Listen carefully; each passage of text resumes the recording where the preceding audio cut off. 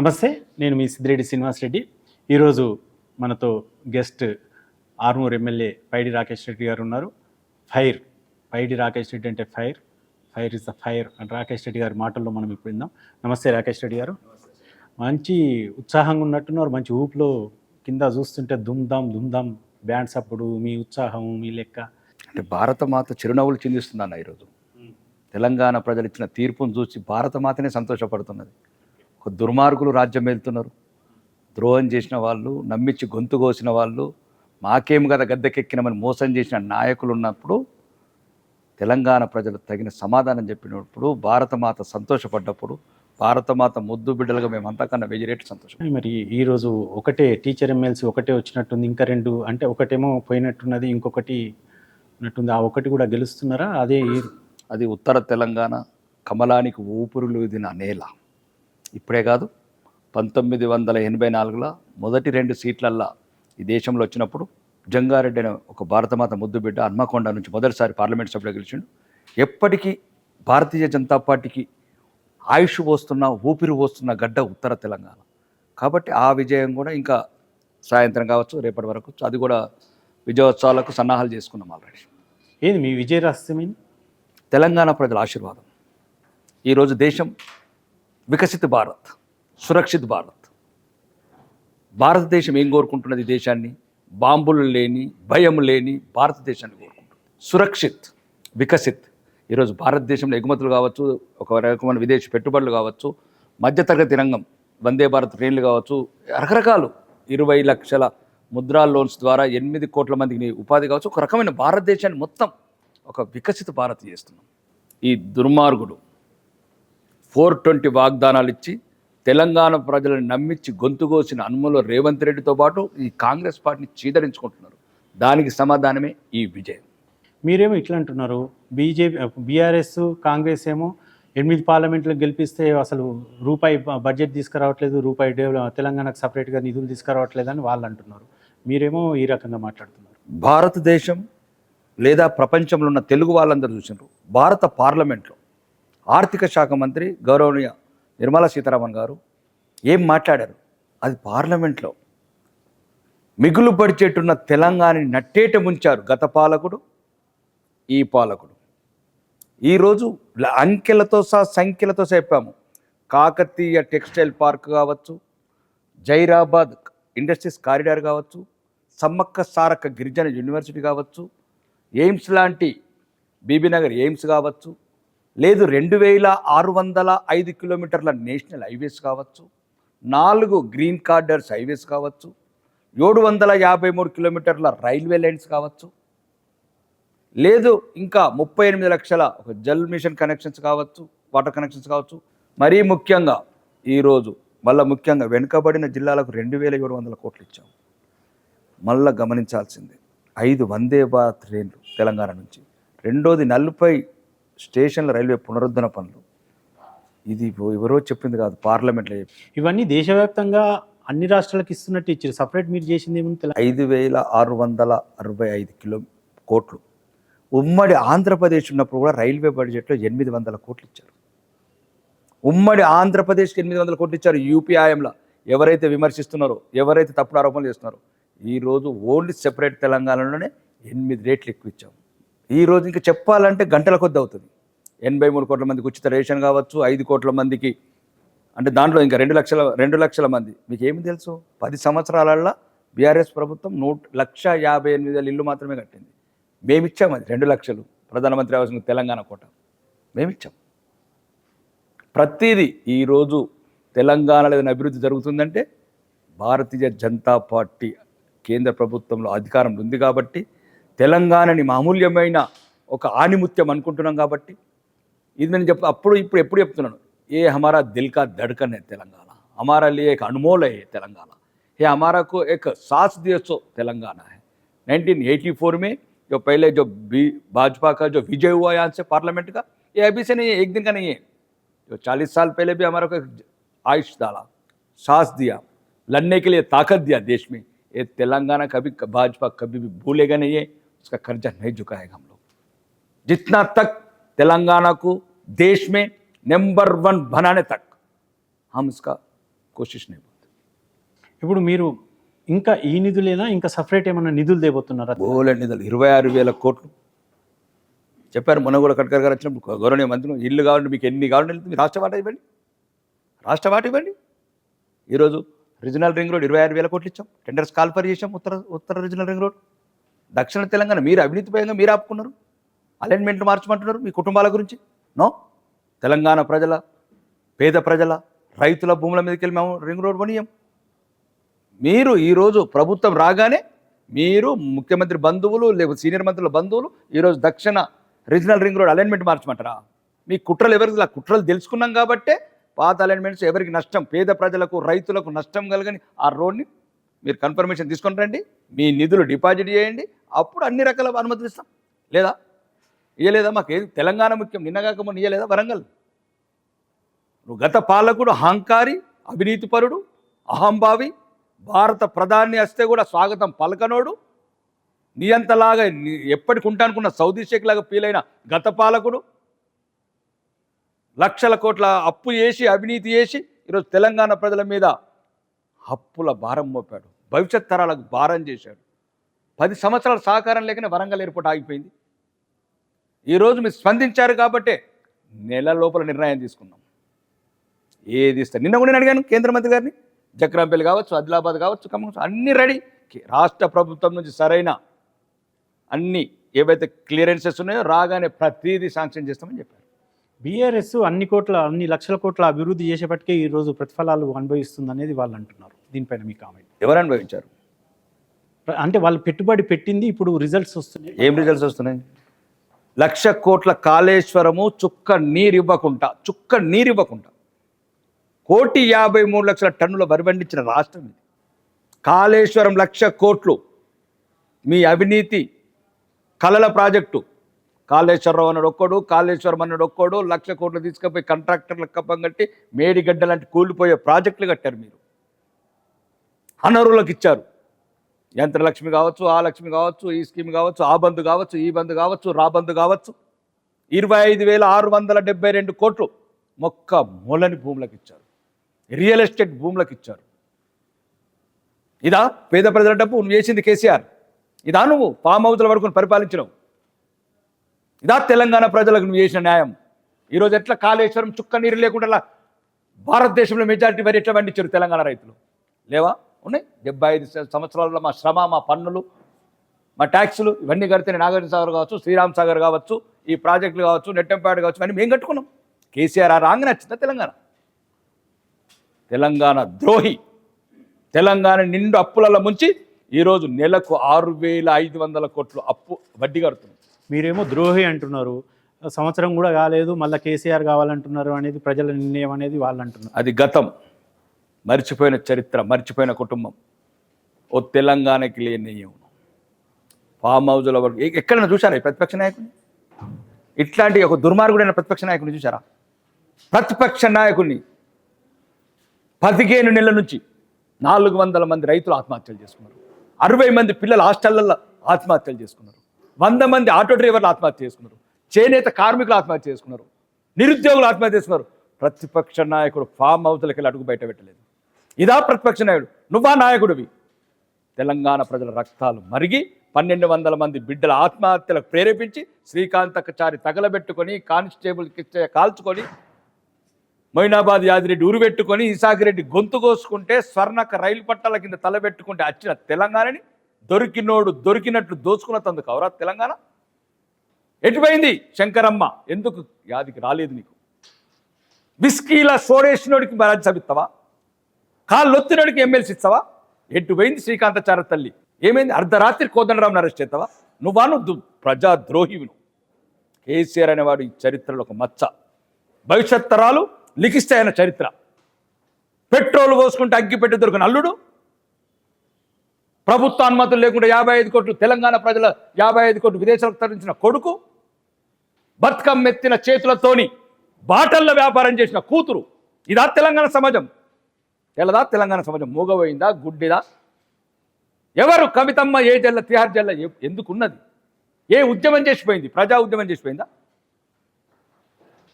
బతుకమ్మ ఎత్తిన చేతులతో బాటలు ఎట్టెత్తినవు. పవిత్రమైన కొలిచే మా బతుకమ్మని ఇంత బదనాలు చేస్తారా మీ కుటుంబం? కాబట్టి చరిత్ర బాగా రాయాలి.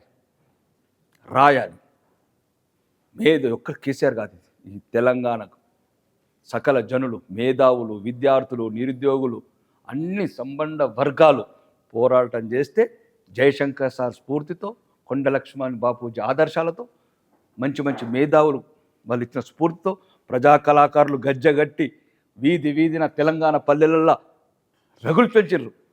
నా తెలంగాణ ముక్కోటి తెలంగాణ. అప్పుడు వచ్చిన తెలంగాణని దుర్మార్గులు కుటుంబ పాలన కింద చేసి అవినీతిమయం చేసి ఎటువంటి అభివృద్ధి లేకుండా ఏంటండి 2013 నుంచి 2024 వరకు ఒక ఉద్యోగం లేదు గ్రూప్ 1 ఆఫీసర్. నీళ్ళు అన్నావు, నిధులు అన్నావు, నియామకాలు అన్నావు. నీళ్ళు ఎవడిపోయినాయి, నిధులు ఎవడిపోయినాయి, నియామకాలు ఎవడిపోయినాయి? నియామకాలు నీ కుటుంబం. నీళ్లు పనికిరాని ప్రాజెక్టులు, నిధులు విదేశీ బ్యాంకులకు తరలించుకున్నారు అవినీతి చేసి. కాబట్టి దయచేసి మీరు ఇంకోసారి ఇంకా మళ్ళా కారు కావాలా, సారు కావాలా అనే పదాలు తెలంగాణ ప్రజలకు చూపించకండి. పాములకు పాలు మోస్తే మళ్ళీ విషం కక్కుతుంది. అది ఫామ్ హౌస్లో పడుకున్న పాము అట్లనే పడుకోవాలి ఫామ్ హౌస్లో. అప్పుడే తెలంగాణ ప్రజలు సురక్షితంగా ఉంటారు. అంటే ఆర్మూరు ప్రాంత నాయకులకే ఈ ఫైర్ ఉంటుందా? అంటే గతంలో ఉన్న నాయకుడు కూడా, మీరు కూడా, ధర్మపురి అరవింద్ కూడా, ఆర్మూరు మాజీ ఎమ్మెల్యే జీవన్ రెడ్డి కూడా ఈ రకంగా ఫైర్ ఏముంటుంది ఆర్మూరు ప్రాంతంలో? ఏమన్నా స్పెసిఫిక్ ఏమన్నా?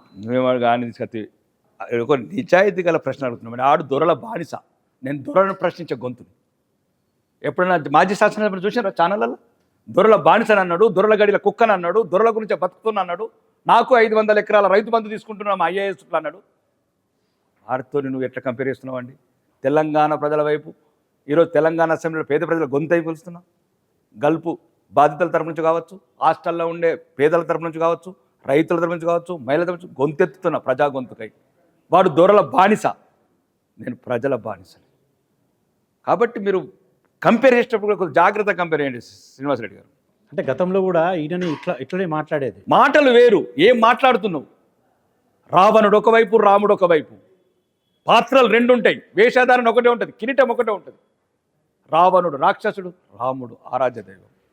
మేము రాముడి అంచాం, రాముడిని ఆదర్శం తీసుకున్నాం. మేము రేవంత్ రెడ్డి ఢిల్లీకి పోతున్నాడు, మంత్రులు పోతున్నారు, రేవంత్ రెడ్డి పోతున్నాడు, రిప్రజెంటేషన్స్ ఇస్తున్నారు, మోడీని కలుస్తున్నారు, మంత్రులను కలుస్తున్నారు, రిప్రజెంటేషన్స్ ఇస్తారు. మళ్ళీ ఇక్కడికి వచ్చి విమర్శిస్తున్నారు, అటు మోడీని కానీ ఇటు మంత్రులను, కేంద్ర మంత్రులను కానీ విమర్శిస్తారు. దీన్ని ఏ విధంగా చూస్తారు? రేవంత్ రెడ్డి అనే వ్యక్తే రాజకీయాలకు ఒక మచ్చ. అతని నైతికత కావచ్చు, అతని రాజకీయ నేపథ్యం కావచ్చు, రాజకీయ ఎదుగుదల కావచ్చు, రాజకీయాల్లో అక్రమార్గంగా ఎక్కిన మెట్లు కావచ్చు, అట్లాంటి అలవాట్లు ఆ రకంగా ఉంటాయి. ఎక్కడైతే అవినీతి ఎక్కడుంది? ఈరోజు రిజిస్ట్రేషన్లు పడిపోయినాయి, జిఎస్టీ కలెక్షన్ పోయింది, ఇండస్ట్రీస్ వారిపోయారు, మొత్తం వ్యాపారవేత్తలు వారిపోయారు. ఎక్కడున్న కన్స్ట్రక్షన్? లక్షలాది మంది ఆధారపడ్డ హైదరాబాద్ రియల్ ఎస్టేట్ కుప్పగూలింది. లక్షలాది మంది చూడండి, చెప్పండి. జిఎస్టీ కలెక్షన్ పడిపోయినాయి. మళ్ళీ పేద ప్రజలకు కాకుండా ఎక్సైజ్ పెంచుడు, బీర్ల మీద పెంచుడు, కార్ల మీద పెంచుకుంటా మళ్ళా తెలంగాణ ప్రజల రక్తం తాగుతున్నాడు. నిన్నగాక మొన్న గచ్చిబౌలి 400 ఎకరాలు తాకట్టు పెట్టాడు. ఏమన్నావు రేవంత్ రెడ్డి? నువ్వు గత ప్రభుత్వంలో నువ్వే కదా ఊరు ఊరు, వీధి వీధి, వాడవాడ భవిష్యత్తు తరం. ఇప్పుడు అమ్మకానికి నోటిఫికేషన్ కూడా వచ్చింది. అవును, అదే మొన్నటి వరకు 10,000 కోట్లు తీసుకున్నారు, మళ్ళీ అమ్మకాన్ని పెడుతున్నారు. అంటే నేను అనేది ఏంటంటే, నీకు అసంతమైన ప్రేలాపనలు, అబద్ధాలు ఆడి తెలంగాణ ప్రజల్ని మోసం చేసి ఏ వాగ్దానండి? మా ఆరుమూరు గడ్డ మీద అన్నాడు, అత్తకు 4,000, కోడలకు 2,000. చెప్పు రేవంత్ రెడ్డి, అత్తకు 4,000 ఇచ్చావా, కోడలకు 2,500 ఇచ్చావా? చెప్పు దమ్ముంటే. ఇప్పుడే రేపేస్తాను, తెలంగాణ శాసనసభ స్పీకర్ ముందు నిలబడతాను, స్పీకర్ ఫార్మాట్లో. ఒక్క ఇల్లు కట్టావా, ఒక్క ఇటుకేసావా? 1,40,000 కోట్ల అప్పు, 2,40,000 కోట్ల ఆదాయము, 3,80,000 కోట్ల 38 ఇల్లు కట్టనోడు, 38 రేషన్ కార్డులు ఇయ్యనోడు, 38 పెన్షన్లు ఇయ్యనోడు,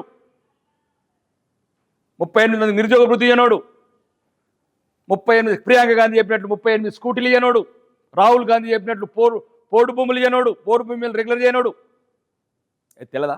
మేధావి వర్గం మూగపోయిందా? వస్తుంది అనుకుంటున్నారు. వచ్చు బరాబర్ తెలంగాణ సమాజం సమాధానం చెప్తుంది, దానికి తగిన బుద్ధి చెప్తుంది సర్కార్కు. ఇంకో మాట కూడా ఉన్నాడు రేవంత్ రెడ్డి గారు. ఏమన్నారంటే, మోడీకి ఉన్నది డెవలప్మెంట్ చేయాలనేది సైదోడ్ పాత్రలాగా కిషన్ రెడ్డి అడ్డుకుంటున్నారు, కిషన్ రెడ్డి మాకు పేరు వస్తుందని కిషన్ రెడ్డి అడ్డుకుంటున్నారు అని. దీన్ని ఏ విధంగా చూస్తారు?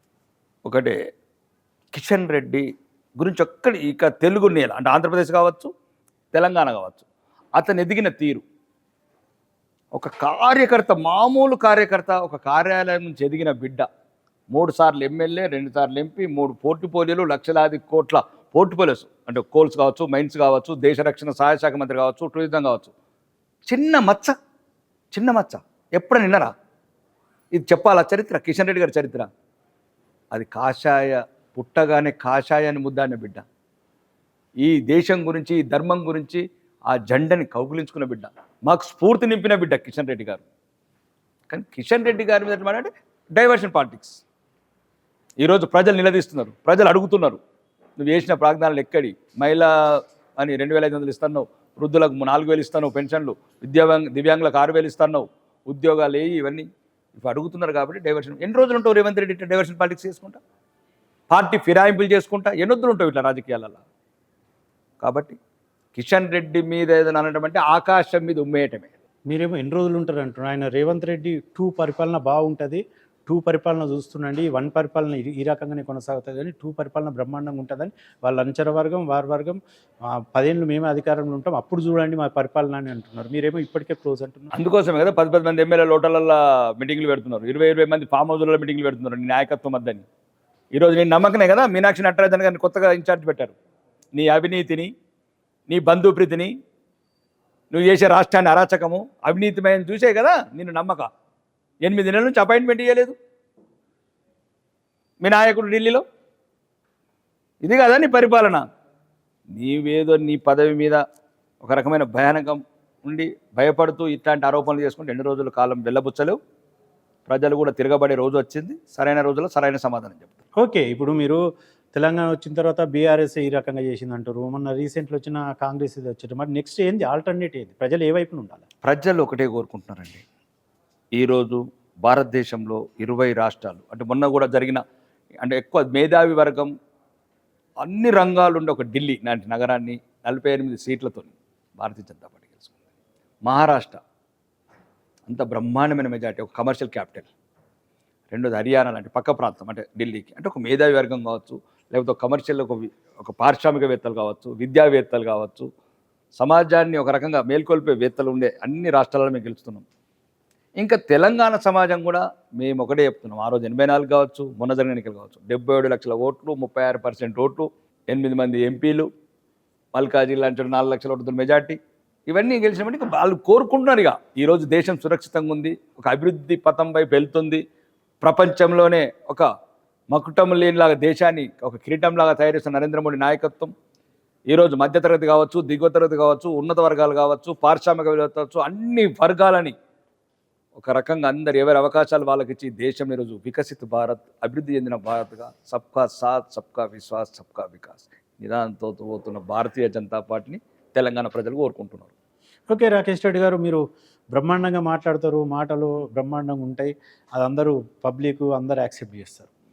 మన నియోజకవర్గ అభివృద్ధి ఏ రకంగా జరుగుతుంది? నియోజకవర్గ ప్రజలకు అందుబాటులో ఎలా ఉంటున్నారు? నేను వారానికి 3 రోజులు ఉంటానండి, 3 నుంచి 4 రోజులు ఉంటాను. వారానికి 3 నుంచి 4 రోజులు ఉంటాను. ఒక 2 రోజులు ఇక్కడ సెక్రటరీ పని, ఇప్పుడు కూడా సెక్రటరియట్ నుంచి వచ్చాను. మా విద్యాశాఖ కార్యదర్శిని కావచ్చు, వాళ్ళని కావచ్చు. రెండోది ట్రాన్స్పోర్ట్ కార్యదర్శి, రోజు నాకు పనులు ఉన్నాయి అక్కడ. రెండోది నేను వచ్చిన నుంచి సుమారు 15 నెలల 200 కోట్లతో ఇంటిగ్రేటెడ్ మోడల్ స్కూల్ శాంక్షన్ చేయించాను. నిన్న 3 రోజుల కిందనే ఐలాపూర్, నేను తెలంగాణలో గలమెత్తిన దళిత బిడ్డలు ఉండే హాస్టల్ అంటే హాస్టల్ శాంక్షన్ చేయించాను. అసెంబ్లీలో కూడా ప్రస్తావించాను. ఆ హాస్టల్ శాంక్షన్ అయింది.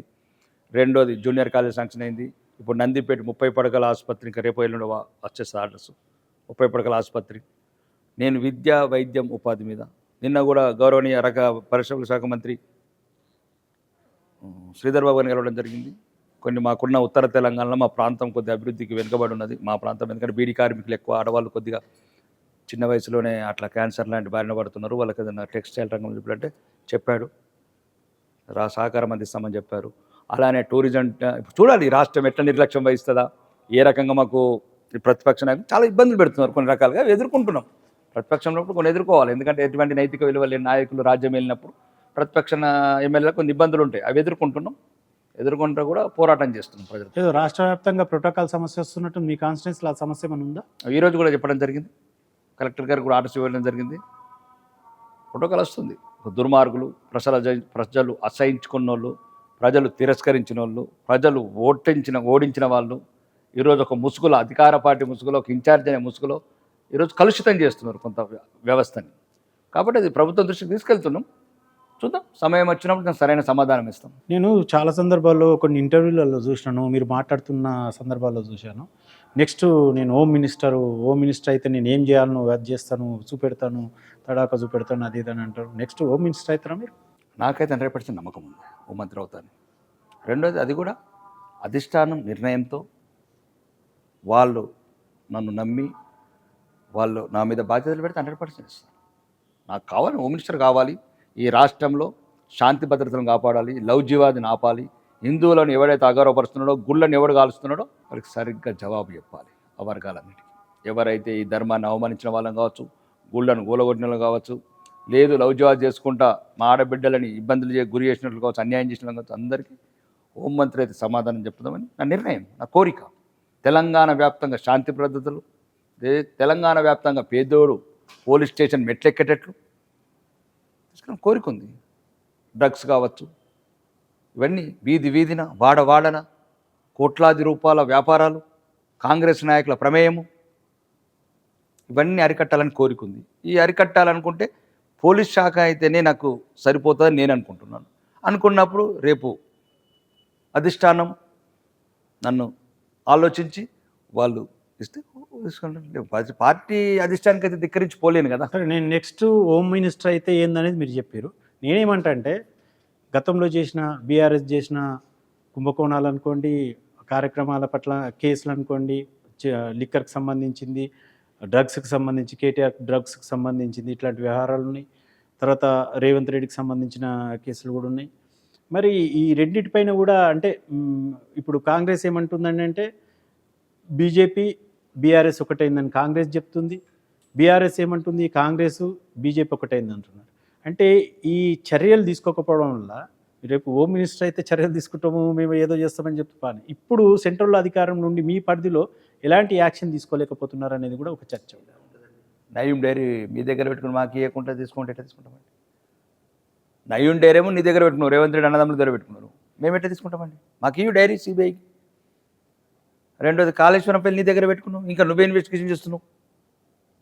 నీకేమో కుమ్మక్కైను ఫామ్ హౌస్లో ఆట్లైన్, ఇక్కడ ఒకటి రేవంత్ రెడ్డి ఇంట్లో ఆట్లైన్లో పెట్టుకున్నారు.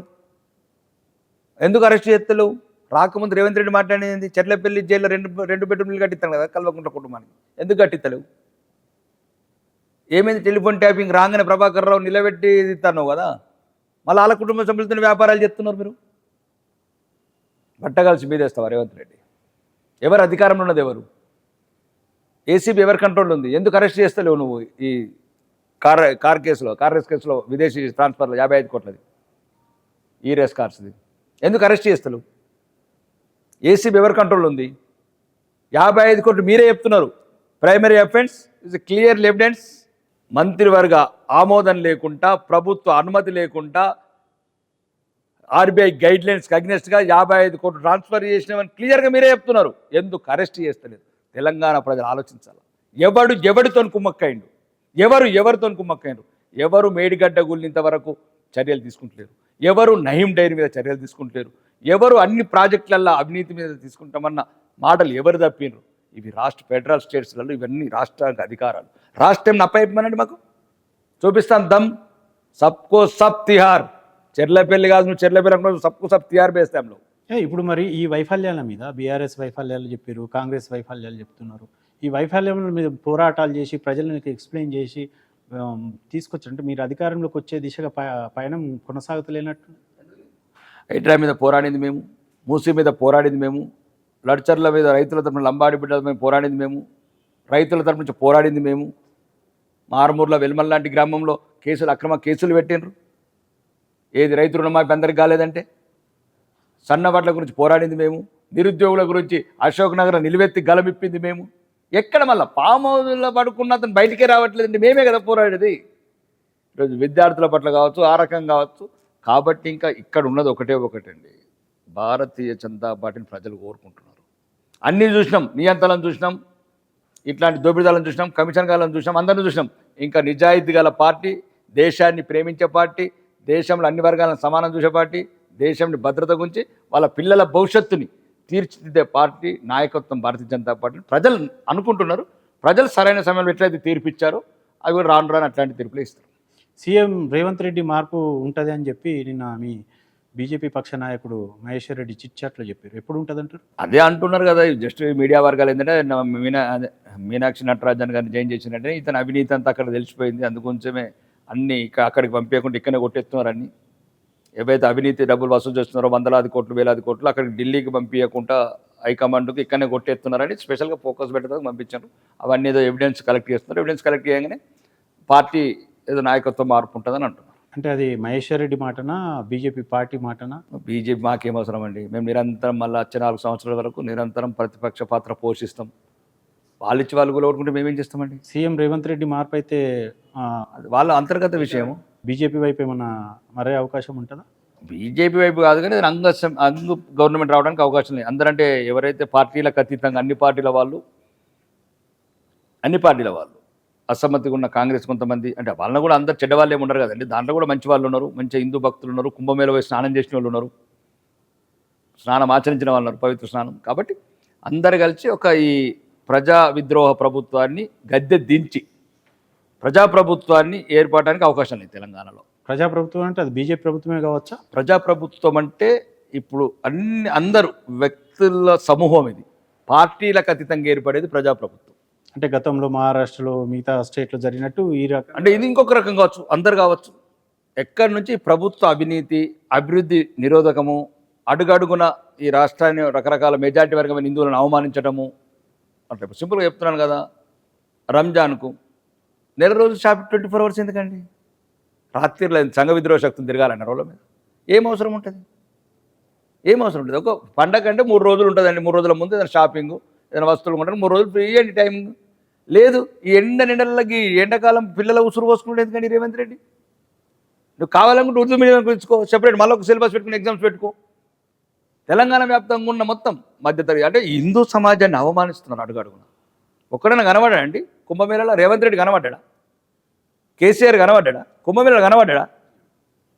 ఇప్పుడు చూడిగా రేపటి నుంచి ఇఫ్తార్, క్రిస్మస్ రాంగనిక హల్లేలూయ. ఈ దుర్మార్గులండి, ఇది హిందూ ద్రోవులు. హిందూ ప్రజలు అర్థం చేసుకోవాలా. ఒక కేసీఆర్ చూసారా? రేవంత్ రెడ్డి చూసారా? కుంభమేళలో 66 కోట్ల మంది స్నానాలు చేస్తే ఈరోజు మెజారిటీ ప్రజలమైన మన హిందువుల 80% ఉంటే కనీసం గౌరవించడానికి, ఈ జాతిని అభిమానించడానికి కనీసం కూడా పోలేదు.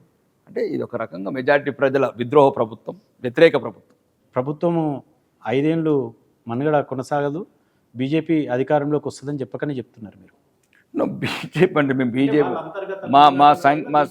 మా సంఖ్య తెలుసు, మా అంకె తెలుసు. ఒకటి ప్రభుత్వం మాత్రం ఉండదండి. ఇది అంటే ప్రజలు అట్లా అనుకుంటున్నారు. మమ్మల్ని ద్రోహం చేసిన పార్టీ, మమ్మల్ని మోసం చేసిన పార్టీ, మమ్మల్ని నమ్మించి గొంతు కోసిన పార్టీ వచ్చే నెలలో పెన్షన్లు వేస్తున్నాడు, అందరికి రుణమాఫీ అన్నాడు, మహిళలకు 2500 అన్నాడు, ఇట్లా రకరకాల ఇందిరమ్మ ఇల్లు అన్నాడు, అన్ని అరచేతిలో వైకుంఠం చూపి ఈరోజు తెడ్డు చూపిస్తున్నాడు. ఈ ప్రభుత్వ ద్రోవులు ముఖ్యంగా ఈ ప్రభుత్వాన్ని గద్దె దించాలని తెలంగాణ ప్రజల అభిప్రాయం. అది ప్రజాస్వామ్యయుతంగా దించాలని మేము అనుకుంటున్నాం. దించుకొని ఎవరు వస్తున్నారు? మళ్ళీ ప్రజాప్రభుత్వంలో ఏముంటుందండి? ప్రజాప్రభుత్వం ప్రజాక్షేమం, ప్రజల క్షేమం.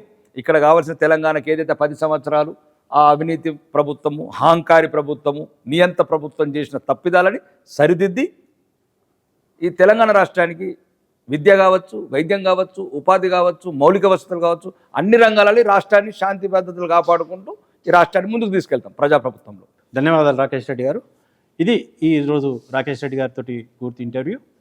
మరొక వ్యక్తితో మరొక ఇంటర్వ్యూలో కలుద్దాం.